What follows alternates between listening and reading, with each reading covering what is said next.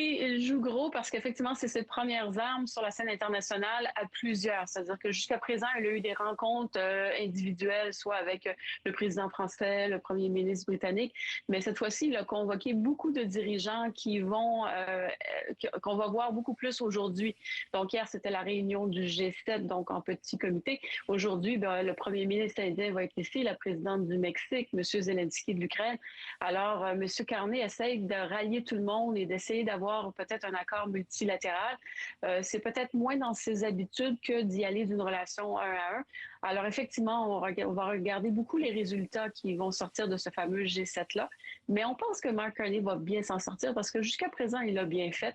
Et donc, on pense que s'il y a quelqu'un qui est capable d'avoir une entente, c'est sans doute lui qui serait capable d'y arriver. Alors, on l'a dit, hein, ce qui l'intéressait beaucoup, d'abord, c'était quand même l'économie. Il comptait beaucoup sur ce G7 pour remettre les questions des droits de douane sur la table. On y revient évidemment hein, irrémédiablement. Est-ce qu'il y a eu des avancées dans ce dossier?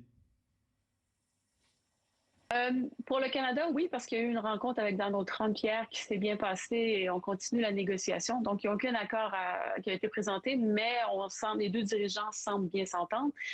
Pour ce qui est des échanges multilatéraux, donc dans le cadre du G7, ce qu'on apprenait ce matin par un média, le Globe and Mail ici, c'est qu'il y aurait sans doute une proposition sur les minéraux critiques. Donc, on irait de façon sectorielle. M. Carney nous avait dit la semaine passée, attendez-vous pas à une déclaration de fermeture qui couvrirait tous les dossiers. On va y aller plutôt à la pièce. Mais pour ce qui est des minéraux critiques, ça semble se réaliser. Donc, on pourrait avoir un accord.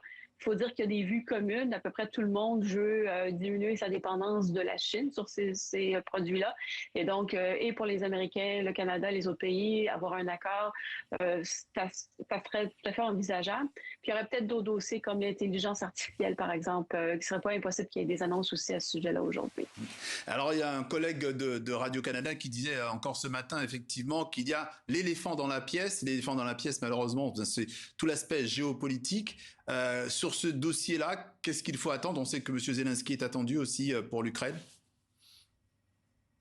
Oui, alors la question de la sécurité, les dépenses militaires, l'OTAN aussi, le président de l'OTAN directeur de l'OTAN est ici.